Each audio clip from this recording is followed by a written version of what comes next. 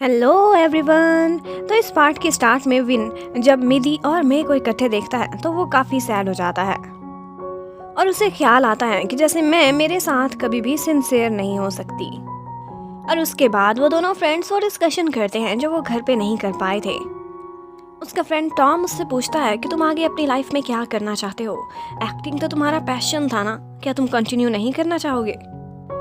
Win कहता है कि ये सब मुझे पसंद है और इसीलिए तो मैं वापस आया हूँ, लेकिन अभी हालात सही नहीं है। और टॉम कहता है कि मेरी नज़र में तुम्हारे लिए एक अपॉर्चुनिटी है, एक बहुत अच्छा प्रोजेक्ट है जिसके इन्वेस्टर्स तुम में इंटरेस्टेड भी हैं। और वो उसे स्क्रिप्ट भी ला कर देता है, कहता है कि इसे पढ़ लो फिर सोच के मुझे जवाब देना। विन का कहना था कि अभी मैंने अपना माइंड बिल्कुल भी इस तरफ नहीं लगाया, लेकिन फिर भी उसका फ्रेंड उसे ज़बरदस्ती स्क्रिप्ट साथ में भेज ही देता है कि शायद तुम्हारा माइंड चेंज हो जाए। और अब मिदी वो मैं को उसके घर पर ड्रॉप करने गया था और उसके वुंड की खुद से ड्रेसिंग भी करता है। मैं उसे तंग करती है, छेड़ती है, कहती है कि मेरा पर्स जो तुमने पानी में डुबोया था वो काफ़ी महंगा था और अब उसका बदला देने के लिए तुम 1 साल मेरे प्राइवेट डॉक्टर बनोगे। मिदी मानता नहीं है तो वो आगे से कहती है कि सिर्फ यही बात नहीं कि वो महंगा था, बल्कि मेरे लिए स्पेशल था क्योंकि मेरे डैड ने मुझे गिफ्ट किया था। अब वो मिदी को इमोशनल करने में कामयाब हो गई थी, लेकिन मिदी कहता है ओके, सिर्फ 3 महीने के लिए। और उसके बाद विन मैं के घर के बाहर खड़ा होता है और वो वहाँ पर मिदी को देख लेता है। वो घर आता है तो उसका मूड काफी खराब होता है। वानियोंग कहती है क्या हुआ, तुम्हारे बॉयफ्रेंड से लड़ाई हो गई।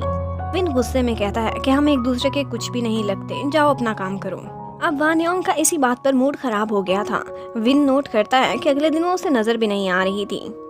उधर मैं को एक बात पता चलती है कि अपने साथ जिस मूवी में वो विन को कास्ट कराना चाहती थी उसमें वान वान का मॉडल वो पसंद किया जा रहा था। तो वो पता करती है और डायरेक्टर से फ़ोन करके काफ़ी लड़ती है। वो डायरेक्टर को साफ साफ कह देती है कि अगर इस मूवी में आपने विन को ना रखा तो मैं भी एक्ट नहीं करूँगी। उधर वानियोंग अपने फ्रेंड लुकपिट से लड़ रही होती है। यहाँ पर एक आदमी उसके पीछे पीछे आता है और कहता है कि मुझे तुम बिल्कुल अपने कमर्शियल के लिए एक मॉडल जैसी लग रही हो। उसे अपना कार्ड देता है और कहता है मुझसे कांटेक्ट करना, मैं तुम्हें कास्ट करना चाहता हूँ। और मैं इसी बात की डिस्कशन करने के लिए विन को फ़ोन करके एक जगह पर मिलने को कहती है। वानियोंग जब घर वापस आती है तो अभी तक वो विन से नाराज़ थी। वो उसकी सामान उठाने में हेल्प कराना चाहता था, लेकिन वानियोंग उसे मना कर देती है, कहती है हम एक दूसरे के लगते ही क्या हैं। और उसके बाद विन उसे मनाने की काफ़ी कोशिश करता है। इन दी एंड सॉरी करता है तो वो मान ही जाती है। और उसके बाद विन उसे कहता है कि मुझे एक जगह पर तुम्हारी हेल्प की बहुत ज़रूरत है। अब रात को विन मैं के कहीं हुई जगह पर उससे मिलने के लिए जाता है। वो दोनों बातें कर रहे होते हैं, लेकिन अचानक से ऊपर से वानियोंग बहुत तैयार होकर ऐसे आती है कि जैसे वो विन की गर्लफ्रेंड हो। विन उठता है, उसका हाथ पकड़ता है और मैं को गुड बाय कहता हुआ वहाँ से चला जाता है। एक्चुअली वो मैं को बदले में जेलस कराना चाहता था और वानियोंग ने इस काम के बदले में उसे डिनर कराने को कहा था। वो कहती है कि तुम मेरी पसंद की जगह पर जाओगे और फिर उसे एक ढाबे पर ले जाती है। उसने रात को भी ग्लासेस लगाए हुए थे ताकि कोई उसे आसानी से पहचान ना सके, लेकिन वहाँ की स्पाइसी फूड वो विन से बिल्कुल भी स्टैंड नहीं होती थी। यहाँ पर वो दोनों बहुत एंजॉय करते हैं। वानियोंग तो मज़े से खाती है, लेकिन बेचारा विन वो कुछ नहीं खा सकता। तो वो घर आकर नूडल्स बनाता है और उसके बाद वानियोंग विन के पास वही स्क्रिप्ट देखती है तो एक्साइटेड हो जाती है, कहती है मुझे एक्टिंग करना सीखनी है। लेकिन जब वो खुद एक्टिंग करती है तो बहुत ओवर एक्टिंग करती है, तो विन उसे एक्टिंग सिखाने लगता है। वो दोनों बाहर बैठकर अपनी अपनी लाइंस बोलते हैं और वो एक रोमांटिक सीन था। और यहाँ पर एक्टिंग करते करते विन और वानियोंग काफ़ी क्लोज आ जाते हैं। वानियोंग को ये सब बहुत अच्छा लगता है। उसके बाद विन अंदर चला जाता है। फिर अगले दिन वानियोंग उसी कार्ड दिए हुए इंसान के पास कास्टिंग के लिए जा रही होती है। वो उसके घर का पता होता है। वो लुकपिट को लोकेशन भी सेंड करती है। लुकपिट उस टाइम पर उसी के घर के बाहर आया हुआ था, तो अंदर जाकर विन के पास बैठ जाता है। लेकिन ऑफ कोर्स वो इंसान तो अच्छा था नहीं और उसकी बातों से वानियोंग को नेगेटिव वाइब्स आने लगती हैं। वो फौरन से लुकपिट को मैसेज करती है और उसके बाद उसे कॉल मिला देती है। वो कॉल स्पीकर पर होती है, तो यहाँ पर विन और लुकपिट दोनों को पता चल जाता है कि वो इंसान वानियोंग से ज़बरदस्ती करने की कोशिश कर रहा है। विन फ़ोन पकड़ता है और उसी लोकेशन की तरफ जाने लगता है। वो आदमी वानियोंग को काफ़ी मार पीट करता है और उसके बाद विन उस लोकेशन पर पहुंच जाता है और एंड टाइम पर आकर वानियोंग को बचा लेता है। उस आदमी को बहुत मारता है। वानियोंग इस मौका पर बहुत डर चुकी थी। उसके बाद पुलिस आती है और उसको ले जाती है।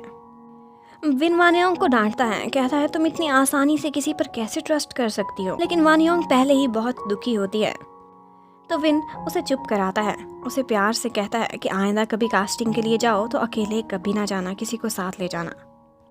उसके बाद वो घर आ जाती है और लुकपिट उसे बताता है कि किस तरह से विन ने जब तुम्हारे रोने की आवाज़ें सुनी तो वो दौड़ता हुआ गया और तुम्हें बचा लाया। अगर विन ना होता और मैं जाता तो टाइम पर ना पहुंच पाता।